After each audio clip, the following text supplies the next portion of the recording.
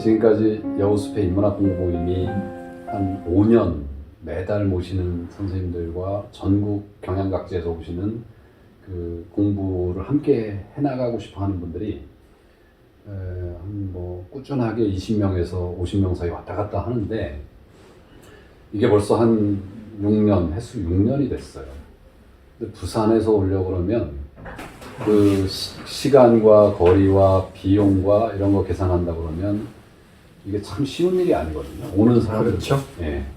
도서관이나 이런 공간에도 요즘은 뭐 무료 강연들도 되게 많고. 그래서 저는 그분들이 정말 귀해요. 그리고 그래서 또 모시는 선생님들도 그분들이 여기까지 오는 교통비에 여기에서 먹고 수강료 내고 이러는 비용 계산하면 이게 쉽지 않거든요. 그렇죠. 네. 그런데 이거를 흔쾌하게 오케이 하시는 분들이 계시고 지금까지 거절을 받은 분들이 한 3분 있는데 저희가 이거 요청을 했다가 그래도 당대에 대단히 인문주의자이거나 인문학자이거나 인문적 삶을 사시는 분들을 우리가 초청을 했는데 그 중에 3번을 까였어요. 근데 쉽게 오셨어요. 오시겠다고. 제가 너무 쉽게 보이는 거야. 아반기의 인터뷰, 긴 인터뷰를 하잖아. 그래서 저는 이제 오시는 분들에 대해서 늘 생각하죠. 여기를 한국의 인문학자, 인문주의자 또는 인문적 삶을 사는 사람 중에는 딱 2부류로 나뉜다. 하나는 여우숲에 초청을 받은 인간과 받지 못한 인간으로. 저는 선생님 받으신 분이고 그것도 아주 장기적으로 지금 받고 계시다는 데에서 오히려 기뻐하셔야 될 일이다. 아, 그럼요. 아직도 지치지도 않고 네. 저를 불러주신다는 게 참 아무나 못하죠. 예, 아무나 그런 저와 같은 대접을 못 받을 것 같은데.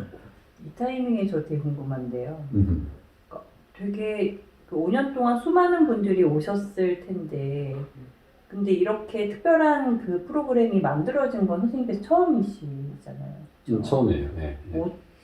도대체 어떤 그 케미가 있었길래 이런 상황이 벌어졌는지 저는 나중에 참여한 사람 입장에서는 굉장히 궁금하거든요.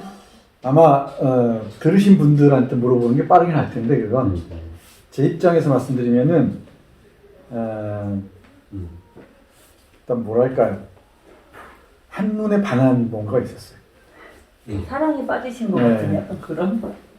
그래서 제가 준비를 해오는 것에 3분의 1도 제대로 뭐 얘기를 못해요. 하다 보면은 늘 예정 시간보다 늦게 끝내시는데. 보통 3시간, 뭐 길 때 4시간 한다고 그랬었죠. 근데 자기가 즐겁지 않으면은 그 긴 시간을 얘기하기 어렵거든요. 아마 앞에서 말씀드렸듯이 기의 흐름, 그 마음의 이 교감이 분명히 있었던 것 같습니다. 그 기쁨이 아니고서야 이게 이런 일이 어렵죠. 그 기쁨이 아니면 설명할 수 없습니다. 선생님의 입장에서는 그렇고 이제 저는 지난해에는 근현대 시로 만나는 근현대사. 네. 이 공부가 저에게는 대단한 시간이었어요. 이제 올해는 제가 제 개인사 때문에 이 공부를 꾸준히 듣지 못하고 있는데 아시아의 소설로 만나는 아시아의 역사. 결국은 뭐 그건 역시 우리가 타국에 살고 있는 인민들의 삶을 통해 결국 우리의 삶을 들여다보는 작업이고 그 속에서 서로가 연민하고 서로가 사랑할 수 있는 이 눈을 키워가는 과정이라고 저는 생각을 하는데 제 입장에서는 지난해의 공부가 정말 이건 아무 사람이나 만나서 눈이 열리는 게 아니다. 시가 있어야 하는 이유가 여기 있었구나. 이 시를 정선태라고 하는 사람이 읽어주고 그 시에 대해 우리가 알지 못하는 것들을 이 풀어내는 이야기를 통해서 우리가 안고 있었던 삶의 여러 가지 질문과 숙제와 이것들을 더 많은 사람들이 좀 알아갔으면 얼마나 좋을까 하는 정말 진정 어린 그 안타까움 또는 열망이 있었어요. 네. 근데 참 속이 상하죠. 더딘 거예요. 이게 괴산이라고 하는 공간의 특수성, 그 다음에 괴산 지역에서 뭐 어느 지자체가 이걸 지원하는 것도 아니고 온전히 우리가 수강료 내고 선생님도 온전히 기름값 내고 아주 꼴랑 얼마 안 되는 강연료 받고 오시고 이게 되게 열악하고 어렵잖아요. 그런데 지난해 공부했던 그 이야기 그리고 올해도 계속되고 있는 이것을 통해서 저는 뭐 저만이 아니라 그 저에 대한 이해, 타자에 대한 이해 이걸 높여가는 그래서 삶이 조금 더 온전해져 가는 과정으로서 이 공부가 매우 의미 있었죠. 근데 그런 일을 해줄 수 있는 사람이 대한민국에 그리 흔하지 않다. 우리를 깐 3명이 있는데 그 중에 하나는 대단히 그 핫한 그 작가예요. 한때 정치를 했고 한때 장관도 하신 작가신데 워낙 바쁘신 분이고 이해하죠. 한 인간은 뭐 당대 최고의 논객이고 인문주의자라고 얘기하는데 오겠다고 얘기해놓고 강연료를 그 조교와 얘기를 하라고 해서 했더니 그 우리 선생님은 그 강연료로 안 가십니다 이래가지고 까였고 뭐 한 분은 어떤 그 개인적 사정으로 여기를 도저히 올 수 없는 사정이셨어요. 그래서 그 납득이 됐고 기꺼이 와서 그 매달 오신다는 건 우리 사이드에서는 기쁨이 얻는 기쁨이 있는 거고 선생님 사이드에서는 주는 기쁨이 있는 거 아닌가. 근데 제가 앞에서 계속 그 나누는 기쁨, 주는 기쁨 얘기하는데요. 여기 이완비 기자도 왔었잖아요. 그랬죠. 네. 제가 이완비 기자한테 개인적으로 배운 게 참 많은데 그 이완배 기자가 늘 얘기하는 것 중에 하나가 행동 경제학을 얘기하면서 호모 에코노미쿠스 경제 인간을 떠받치는 이론적 근거가 경쟁이다라고 얘기하면서 그렇지 않다는 얘기를 계속 하거든요. 그러니까 인간은 되게 이기적이고 경쟁적인 삶을 사는 것처럼 보이지만은 자신의 가치, 내면의 충만함을 얻는 결정적인 계기는 전혀 이익이 되지도 않고 내가 돈 버는데 전혀 도움이 안 되는 일을 하는데도 정말 많은 행복함을 느끼고 기쁨을 느끼고 그렇다는 거예요.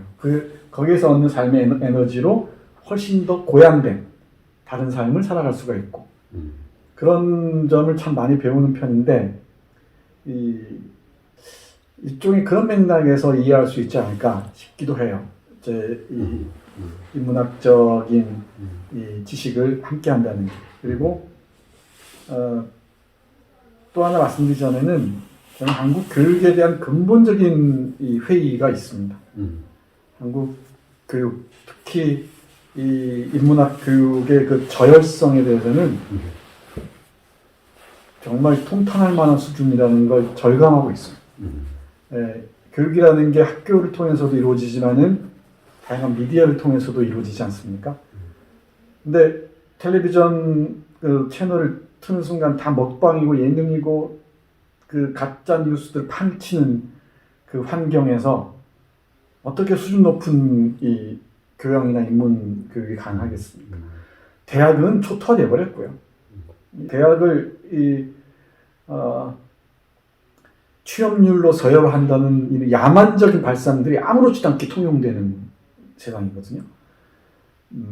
그런 데서 마지막 숨을 몰아쉬고 있는 인문학이 어떻게 활로를 열어갈 수 있을까 이런 고민을 많이 했었습니다. 그러니까 인문학도 많은 경우 액세서리로 활용되는 경우가 많고요. 그런 고민들을 많이 한 끝에 여우숲을 하나의 이 터닝 포인트로 해서 이제 인문학 게릴라가 돼서 온라인이든 오프라인이든 어디든지 갈 수 있는 가겠다. 그래서 이제 유튜브로도 그렇고 이 다른 방송으로도 그렇고 학교에서도 그렇고 또 다른 이런 이 오프라인의 여수과 같은 다양한 장소에서 그렇고 이 파고들 예정입니다. 그리고 여러분들은 이제 앞으로 계속 이런 인문학을 우리 한국 사회에 퍼뜨리는 이 파르티잔으로 다시 태어나지 않을까 하는 생각도 하고 그래요. 이런저런 상상을 하면서 얘기도 하고 공부도 하고 그랬습니다.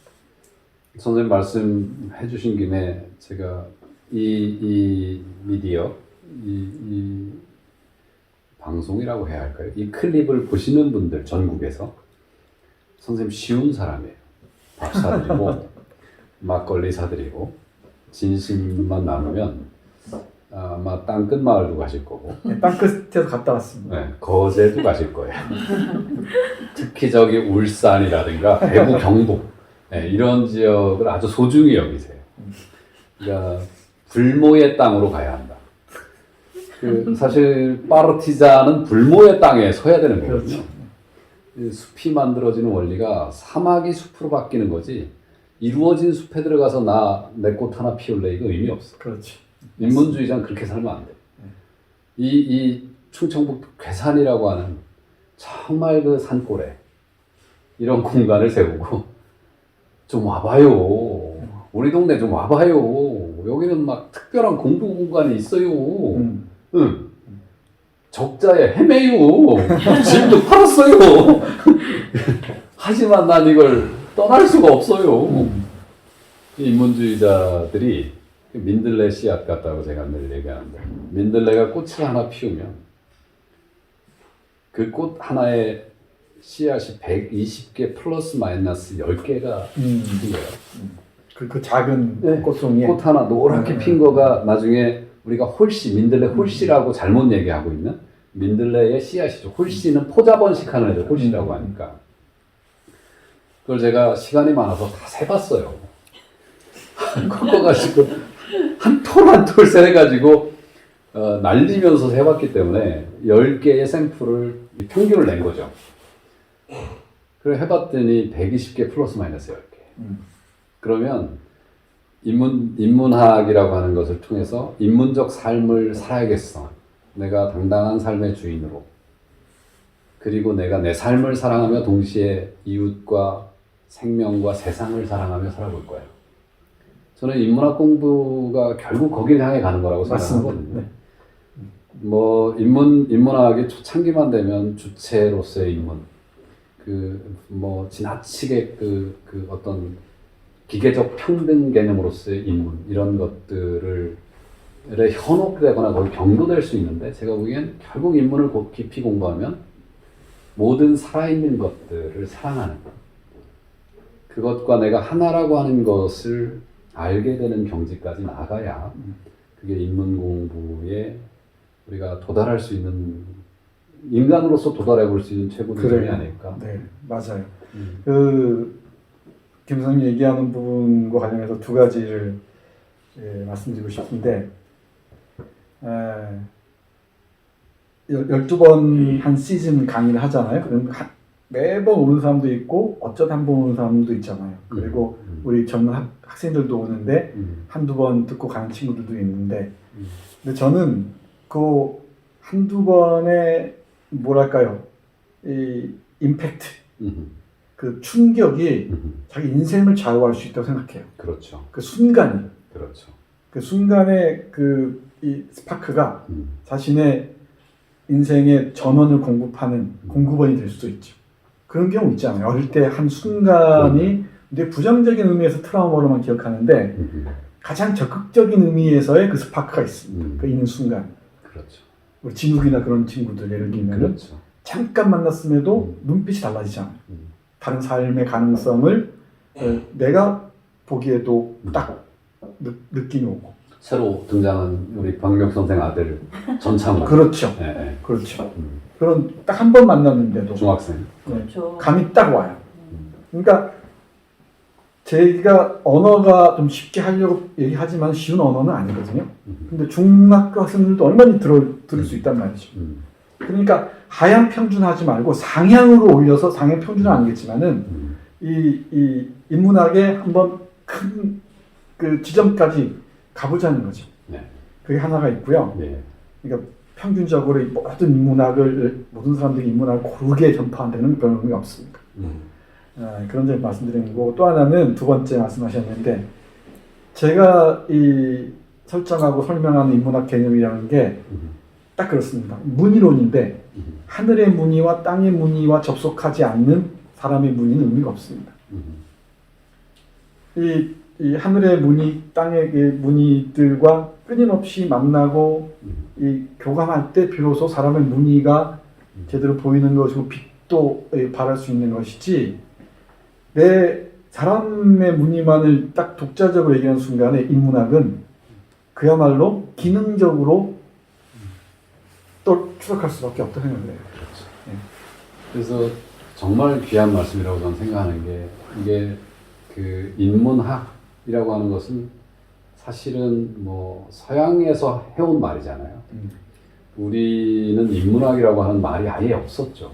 그냥 삶이 인문학이었잖아요. 예전에 우리의 그렇죠. 공부가 다 그랬고. 근데 그것의 바탕은 늘 천, 하늘, 땅.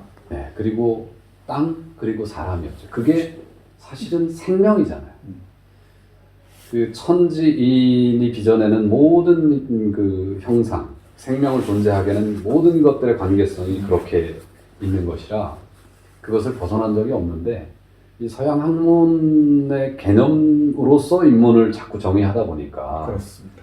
아주 좁아진 공부라고 저는 생각하고 선생님께서는 그 말씀 해주셔서 너무 귀하네요. 제가 그 얘기는 인문학 얘기할 때마다 이 말하는 건데요. 인문학만 가지고 인문학하면 인문학이 안 보입니다.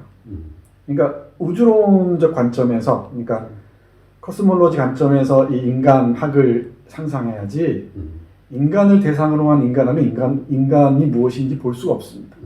그러니까 다른 꼭지점, 그러니까 점을 설정하지 않으면은 인간을 상대할 수 없잖아요. 그러니까 하늘이나 땅을 설정하지 않고서 인간을 본다는 것은 어불성설이죠. 근데 우리는 인문학하면 인간이란 무엇인가 묻는단 말이에요. 근데 땅을 얘기하지 않고 물을 얘기하지 않고 바람을 얘기하지 않고 어떻게 인간을 얘기할 수 있는 거예요. 우리 국수 아까 얘기했지만은 쌀 하나 얘기했지만은 그 쌀 하나를 국수 한 가닥에 이 깃들여 있는 이 우주의 그 느낌들, 기운들 그걸 인간들이 받아들이지 않고서 어떻게 인간을 얘기할 수 있겠습니까? 그러니까 그 서양 철학이나 서양에서도 배울 게 없지 않지만 이 인간을 따로 떼어내서 배부학적으로 인문학을 설정하는 건 대단히 저는 아쉬움이 많다고 생각하는 쪽입니다.